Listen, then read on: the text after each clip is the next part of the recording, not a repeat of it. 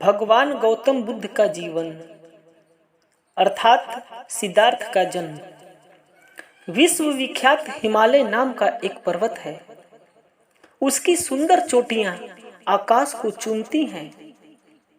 अत्यधिक बर्फ से ढके हुए उसके शिखर इस प्रकार शोभायमान होते हैं मानो वह पर्वत अपने सिरों पर कुंद के फूलों के मुकुट पहने हुए हों।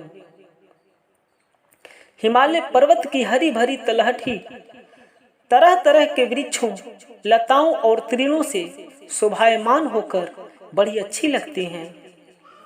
वहां तरह तरह के पशु पक्षी मुक्त रूप से विहार करते हैं और इधर उधर घूमते हुए मीठी बोली बोलते हैं। उसी स्थान पर कपिलवस्तु नाम का एक जनपद था।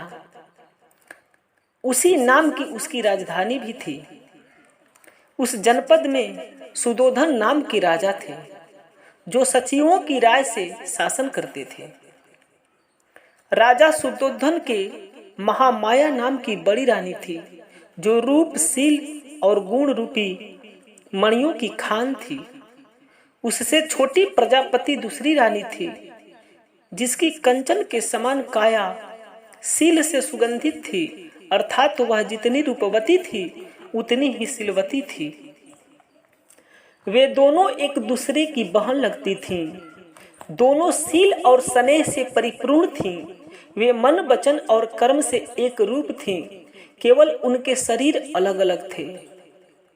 जब बड़ी रानी गर्भवती हुई तब राजा को इतना हर्ष हुआ जिसका वर्णन नहीं किया जा सकता। उन्होंने राज पुरोहित को बुलवाकर विधि पूर्वक गर्भ मंगल संस्कार करवाया। राजा ने कुशल दासियों को रानी के चारों ओर लगा दिया। वे आंख की पुतली की तरह उसकी रखवाली करती थीं। उसके खाने पीने, सोने, नहाने आदि की व्यवस्था करती थीं तथा विधि पूर्वक उससे समन दमन, दान आदि शुभ कर्म करवाती थीं। वे दिन रात उसकी सेवा टहल करती थीं। उसे कोई परिश्रम का काम नहीं करने देती थीं। रानी भी सदैव निर्धारित नियमों का पालन करती थी। उत्तम खान पान ही लेती थी। वर्जित मांस मदिरा नहीं लेती थी। मन, वचन और कर्म से धर्म में चित्त लगाए रहती थी। सभी भोग विलासों से विमुख होकर, सभी दूषित मनोविकारों को जीतकर पुत्र की आशा लगाए हुए 9 महीने बीत गए। अपने पहले प्रसव का समय नजदीक देखकर रानी कुछ भयभीत हो गई। एक दिन वह हाथ जोड़कर राजा से विनम्र वचन बोली, हे स्वामी, आपके चरणों की यह दासी पूर्वजों की पवित्र प्रथा का पालन करना चाहती है। अगर आपकी आज्ञा हो तो मैं पहले प्रसव के लिए अपने पीहर चली जाऊं। रानी के प्रिय वचन सुनकर राजा बहुत प्रसन्न हुए। हृदय से हर्षित होकर उन्होंने जाने की अनुमति दे दी। दूसरे दिन प्रातःकाल पालकी में चढ़ाकर उसके मन के उत्साह को बढ़ाते हुए राजा ने उसे विदा कर दिया। प्रियतम के मुख को देखकर आंखों में आंसू भरकर रानी प्रेमाधीर हृदय को थाम कर रह गई। कुशल दाइयां और मुखबोली सखियां भी अपनी अपनी डोलियों में सजकर रानी के साथ चली। आवश्यक बर्तन, कपड़े और खाने पीने की वस्तुएं लादकर अनेक गड्ढे और खच्चर रवाना हुए। अस्त्र शस्त्र से सजे हुए बहादुर योद्धा अपने घोड़ों को हाँकते हुए डोलियों के साथ साथ चलने लगे। बीच में ही एक साल वन पड़ता था जिसका नाम लुम्बिनी था। वह सारे संसार के मन को मोहने वाला था। वृक्षों की शीतल छाया धरती पर फैली हुई थी जो ग्रीष्म काल के ताप को हरण करके सुख देने वाली थी। वहां पर पशु पक्षी घूमते थे और मीठी बोली बोलते थे। वे चारों तरफ विचरण करते थे और क्रीड़ाएं करते थे। फले फूले वृक्षों पर लताएं झूलती थीं। कुंजों में मतवाले भंवरे गुंजार करते थे। हवा के झकोरे वृक्षों को झकझोरते थे तो उनसे बरबस फल फूल और पत्ते झड़ते थे। साल वन में शीतल छाया पाकर वह दल वही ठहर गया। जंगल की बहार देखकर रानी बहुत हर्षित हुई। प्रसन्न मन से इधर उधर घूमने लगी। उसी समय हवा के झोंके से एक पेड़ की डाली नीचे की ओर झुकी। सुकुमार रानी ने उत्साह से उछलकर उसे पकड़ लिया। उसी क्षण हवा के प्रकोप से वह डाली फिर से उठ गई। वह भय के कारण उसे छोड़ न पाई और लाचार होकर ऊपर टंग गई। उस डाली के साथ वह कभी नीचे और कभी ऊपर उठ जाती थी। जमीन पर पैर नहीं टिका पाती थी। भय के कारण डाली छोड़ भी नहीं पाती थी। वह भीरू नारी अत्यधिक घबरा रही थी। उसी समय उसके पेट में तेज प्रसव की पीड़ा उठी, जिससे वह बहुत व्याकुल हो गई। तभी रानी के हाथ से डाली छूट गई और वह पछाड़ खाकर जमीन पर गिर पड़ी। उसकी चीख सुनकर दासियां दौड़ पड़ी। चारों ओर से कपड़े का घेरा बनाकर खड़ी हो गईं। उसी समय महामाया ने एक सुंदर बालक को जन्म दिया। शुद्धोधन और महामाया का विवाह हुए बहुत समय बीत गया था, लेकिन उन्हें कोई संतान न हुई थी। आखिर जब पुत्र लाभ हुआ तो न केवल शुद्धोधन और उसके परिवार द्वारा बल्कि सभी शाक्यों द्वारा पुत्र जन्मोत्सव बड़ी ही शान बान और बड़े ही ठाट बाट के साथ अत्यंत प्रसन्नता पूर्वक मनाया गया। बालक के जन्म के समय अपनी बारी से शुद्धोधन पर कपिल वस्तु का शासन करने की जिम्मेदारी थी। वह राजा कहलाया और इसीलिए स्वाभाविक तौर पर बालक भी राजकुमार कहलाए। जिस समय बालक का जन्म हुआ उस समय हिमालय में असित नाम के एक बड़े ऋषि रहते थे। असित ने सुना कि आकाश स्थित देवता बुद्ध शब्द की घोषणा कर रहे हैं। उसने देखा कि वह अपने वस्त्रों को ऊपर उछाल उछाल प्रसन्नता के मारे इधर उधर घूम रहे हैं। वह सोचने लगा कि मैं वहां क्यों न जाऊं जहां बुद्ध ने जन्म ग्रहण किया है। जब असित ऋषि ने समस्त जम्बूद्वीप पर अपनी दिव्य दृष्टि डाली तो देखा कि शुद्धोधन के घर में एक दिव्य बालक ने जन्म ग्रहण किया है और देवताओं की भी इतनी अधिक प्रसन्नता का यही कारण है। इसलिए वह महान ऋषि असित अपने भानजे नरदत्त के साथ राजा शुद्धोधन के घर आए और उसके महल के द्वार पर खड़े हो गए। अब असित ऋषि ने देखा कि शुद्धोधन के द्वार पर लाखों आदमियों की भीड़ एकत्र है। वह द्वारपाल के पास गए और कहा, जाकर राजा से कहो कि दरवाजे पर एक ऋषि खड़े हैं। द्वारपाल राजा के पास गया और हाथ जोड़कर विनती की, राजन, द्वार पर एक वृद्ध ऋषि पधारे हैं और आपसे भेंट करना चाहते हैं। राजा ने असित ऋषि के बैठने के लिए आसन की व्यवस्था की और द्वारपाल को कहा, ऋषि को आने दो। महल के बाहर आकर द्वारपाल ने असित से कहा, कृपया भीतर पधारें। असित ऋषि राजा के सामने उपस्थित हुए और उसे खड़े खड़े आशीर्वाद दिया। राजन आपकी जय हो, राजन आपकी जय हो। आप चिरकाल तक जिएं और अपने राज्य पर धर्मानुसार शासन करें। शुद्धोधन ने असित ऋषि को साष्टांग दंडवत किया और उन्हें बैठने के लिए आसन दिया। जब उसने देखा कि असित ऋषि सुखपूर्वक आसीन हैं, तो शुद्धोधन ने कहा, ऋषिवर, मुझे स्मरण नहीं है कि इसके पूर्व आपके दर्शन हुए हों। आपके यहाँ आगमन का उद्देश्य क्या है? आपके यहाँ पधारने का क्या कारण है?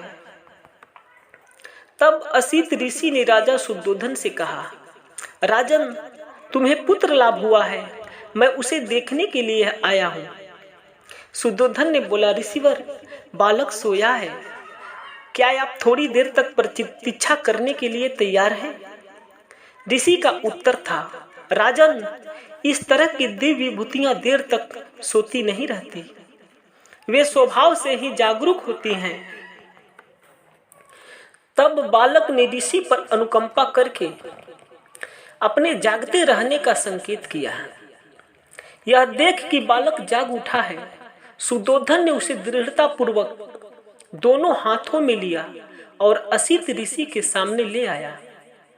असित ने देखा कि बालक 32 महापुरुष लक्षणों तथा 80 अनुव्यंजनों से युक्त है। उसने देखा कि उसका शरीर शुक्र और ब्रह्मा के शरीर से भी अधिक दीप्त है और उसका तेजोमंडल उनके तेजोमंडल से लाख गुना अधिक प्रदीप्त है। उसके मुंह से तुरंत यह वाक्य निकला, निसंदेह यह अद्भुत पुरुष है।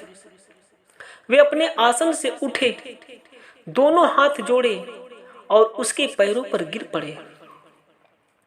उन्होंने बालक की परिक्रमा की और उसे अपने हाथों में लेकर विचार मग्न हो गए। असित ऋषि पुरानी भविष्यवाणी से परिचित थे कि जिसके शरीर में गौतम की ही तरह 32 महापुरुष लक्षण होंगे, वह इन 2 गतियों में से एक को निश्चित रूप से प्राप्त होगा, तीसरी को नहीं। यदि वह गृहस्थ रहेगा तो वह चक्रवर्ती नरेश होगा, लेकिन यदि वह गृह त्याग कर प्रवज्जित हो जाएगा तो वह सम्यक संबुद्ध होगा। असित ऋषि को निश्चय था कि यह बालक गृहस्थ नहीं बनेगा। बालक की ओर देखकर वह सिसकियां भर भर कर रोने लगा। शुद्धोधन ने देखा कि असित ऋषि सिसकियां भर भर कर रो रहा है। उसे इस प्रकार रोता देखकर शुद्धोधन के रोंगटे खड़े हो गए।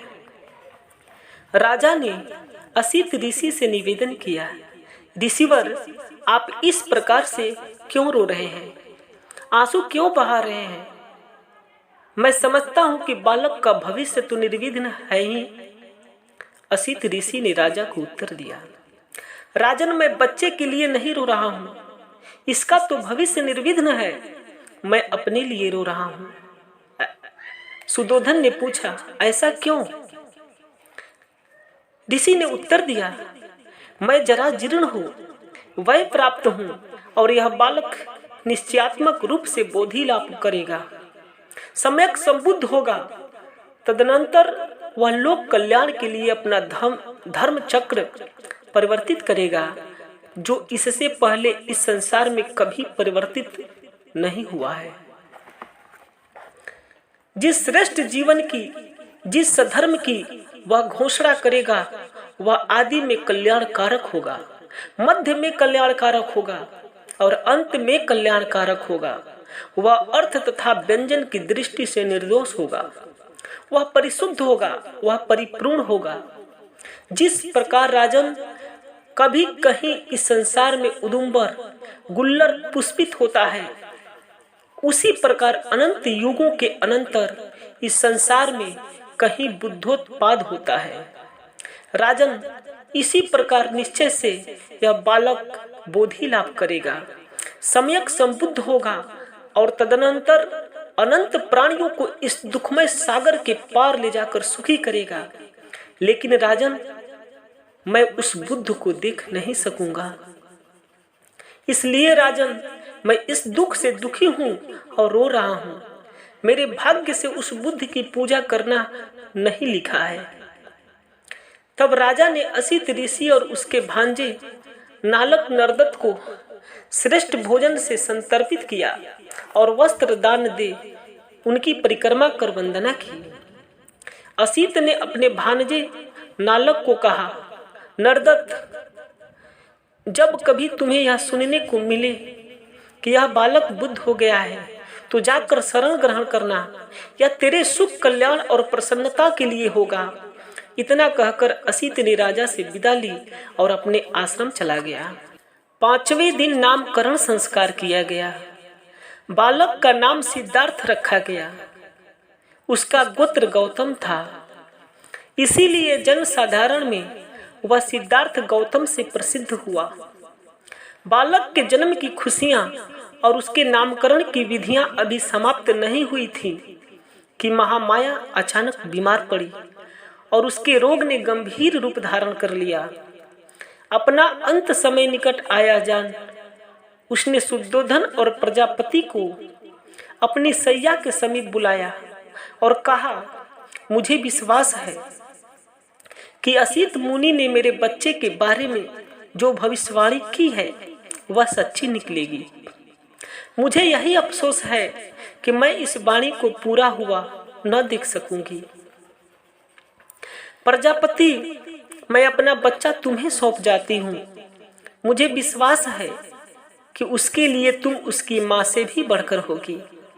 मेरा बालक शीघ्र ही मातृहीन हो जाएगा, लेकिन मुझे इसकी तनिक चिंता नहीं है कि मेरे बाद यथा योग्य विधि से उसका लालन पालन होगा या नहीं। अब दुखी न हो, मुझे मरने दे। मेरा अंत समय आ पहुंचा है। यमदूत मेरी प्रतीक्षा कर रहे हैं। इतना कहते कहते महामाया ने अंतिम सांस ले ली। शुद्धोधन और प्रजापति दोनों को ही बड़ा दुख हुआ। दोनों फूट फूट कर रोने लगे। जब सिद्धार्थ की माता का देहांत हुआ तो उसकी आयु केवल 7 दिन की थी।